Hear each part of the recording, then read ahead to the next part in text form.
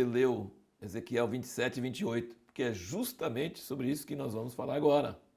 E você pode ter pensado, o que me interessa saber sobre Tiro? Nem sei sobre onde fica essa cidade. Ah, fica no Líbano. O Líbano esteve no noticiário recentemente, mas não importa. Onde fica Tiro não tem importância.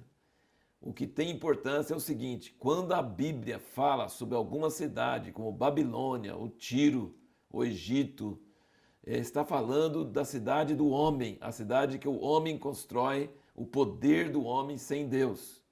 Então, se você comparar essas lamentações aqui, do capítulo 27 e 28 de Ezequiel, com alguns capítulos no livro do Apocalipse, que João teve sobre o fim do mundo, e ele chama lá de Babilônia, e hoje não tem nem Babilônia nem Tiro, mas tem São Paulo, tem Nova York, tem Londres, tem Paris, tem Tóquio, tem todas essas grandes cidades humanas hoje em dia estão cada vez mais parecidas umas com as outras, por causa da globalização. Tudo que você lê sobre Tiro pode ser aplicado para a Babilônia lá no Apocalipse, João fez isso, e pode ser aplicado hoje para qualquer uma dessas grandes cidades. Na verdade, o resumo é humanismo. O homem está procurando construir o céu, o paraíso, sem Deus. Ele quer fazer coisas boas, ele quer aniquilar o câncer, ele quer acabar com todas as doenças, ele quer uma vida de prosperidade, conforto e justiça social e hospitais e escola, tudo. Parece ser tudo muito bom, né? E Deus odeia, e Deus quer destruir.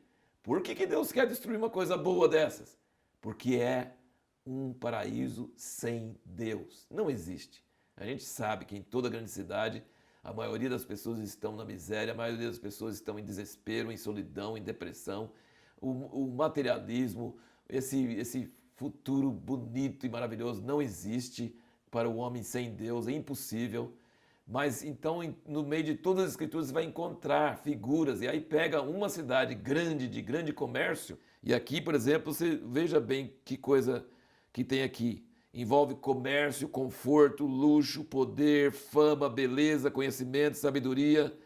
Olha, e tudo isso faz as pessoas esquecer de Deus. E quando vem a luta e o problema, aí as pessoas começam a saber que Deus é Deus. O homem se orgulha, acha que ele pode fazer todas as coisas, e quando vem uma pandemia, vem um tsunami, vem um terremoto, vem um ciclone, vem coisas que ninguém consegue controlar, e o homem até hoje, com toda a sua sabedoria, não vai conseguir controlar, aí o homem sabe que Deus é Deus.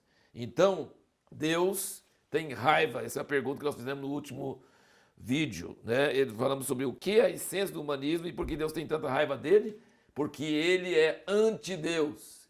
Ele é baseado naquela premissa que a serpente falou com Eva: sereis como Deus, conhecendo o bem e o mal.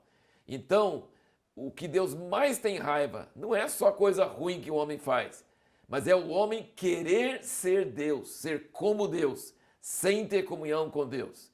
Isso é a chave, é a raiz de todo o pecado.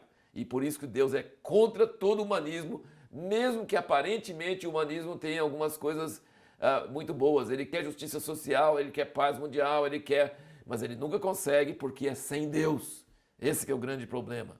Essa é a grande diferença entre Babilônia e Jerusalém, que são os estereótipos das duas cidades. Babilônia sobe da terra para os céus, e Jerusalém vai descer dos céus para a terra. Jerusalém é a cidade de Deus, Babilônia é a cidade do homem. E no caso aqui, Tiro está representando isso aqui, representando essa ideia, esse desejo de ser como Deus. Uma coisa interessante de você notar, muitas pessoas usam, e muitos teólogos e muitos antigos, e é bem conhecido que esse capítulo 28 de Ezequiel não está falando sobre o rei de Tiro, está falando sobre Satanás, Lúcifer, quando ele caiu dos céus.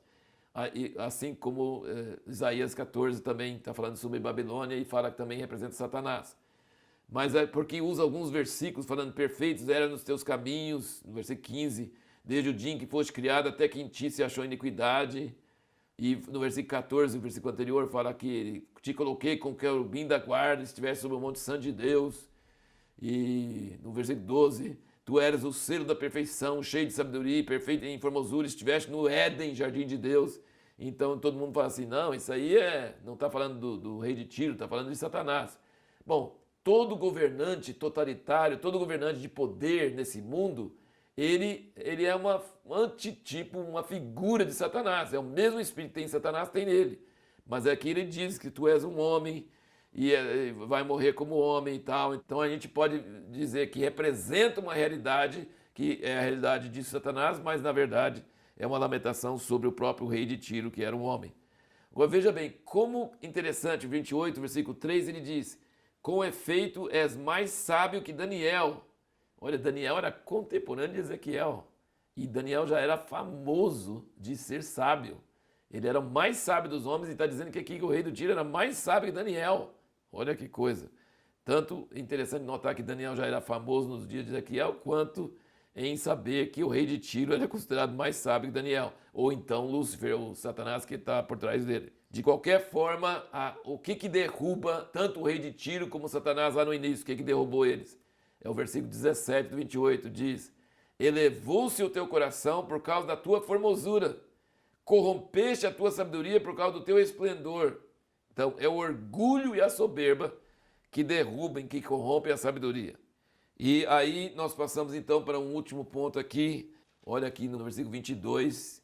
E diz, e assim diz o Senhor Deus: eis-me contra ti, ó Sidom, e serei glorificado no meio de ti, e saberão que eu sou o Senhor, quando nela executar juízos e nela me santificar. Pois lhe enviarei peste e sangue nas suas ruas, e os traspassados cairão no meio dela, estando a espada contra ela por todos os lados, e saberão que eu sou o Senhor. Esse é o refrão de Ezequiel. E saberão que eu sou o Senhor. Ele repete, uma hora eu preciso contar. Cada capítulo tem vezes que ele fala 5, 6 vezes em um capítulo, essa mesma coisa. E saberão que eu sou o Senhor. E saberão que eu sou o Senhor. E aí às vezes ele diz, quando nela executar juízo e nela me santificar. Então é aquilo que eu falei, quando Deus exerce juízo sobre o humanismo e as pessoas assustam em ver que não tem controle nenhum, eles se exaltaram, mas Deus abaixa o homem e Deus mostra que o homem precisa dele, que o homem não pode se virar sem ele. Aí ele diz, eu vou santificar meu nome no meio deles, e pelo juízo contra o sistema desse mundo, Deus vai se santificar, vai mostrar que ele é Deus, porque ele é blasfemado todo dia em nosso mundo. Então Deus suporta isso porque ele tem um dia onde ele vai julgar e onde o seu nome vai ser santificado. Santificar o nome de Deus é o contrário de blasfemar o nome de Deus. Nesses mesmos versículos aqui, então, que ele fala, no 22 e 23, que é pela destruição de Sidom, no caso uma cidade perto de Tiro, ele vai ser santificado. E no versículo 24, ele diz, e a casa de Israel nunca mais terá espinho que a fira, nem abolho que cause dor, entre os que se acham ao redor deles e que os desprezam, e saberão que eu sou o Senhor Deus. Assim diz o Senhor Deus, quando eu congregar a casa de Israel dentre os povos, entre os quais estão espalhados, e eu me santificar entre eles, à vista das nações, então habitarão na sua terra, que eu dei a meu servo Jacó, e habitarão nela seguros, sim, edificarão casas, plantarão vinhas, e habitarão seguros quando eu executar juízos contra todos que estão ao seu redor, e que os desprezam, e saberão que eu sou o Senhor seu Deus. Então, no meio de todo o juízo sobre Israel por causa dos seus pecados, Deus depois começa a falar juízo sobre as nações ao redor de Israel que estão zombando dele. Então, ele fala, quando eu executar juízo, você vai saber que eu sou o Senhor, quando ele faz contra Israel. Depois ele fala assim, e quando eu executar juízo sobre as nações, saberão que eu sou o Senhor. E depois ele fala, e quando eu trouxer Israel de volta para sua terra, e viver em paz e tudo, diante dos olhos de todas as nações, então saberão que eu sou o Senhor. Então você pegou a sequência? Ele vai julgar Israel por seus pecados, aí eles vão saber que Deus é o Senhor. Depois ele vai julgar as nações por seus pecados, e as nações saberão que ele é o Senhor. E depois, quando ele retornar, trazer Israel de volta por causa de sua aliança com Moisés, com Abraão, com Davi, ele tem uma palavra pendente, mesmo que eles pecaram, mesmo que eles levaram na cabeça, mesmo que eles foram esparramados entre as nações, mas Deus vai trazê-los de volta. E quando ele fala do juízo sobre as nações, ele fala de trazer Israel de volta.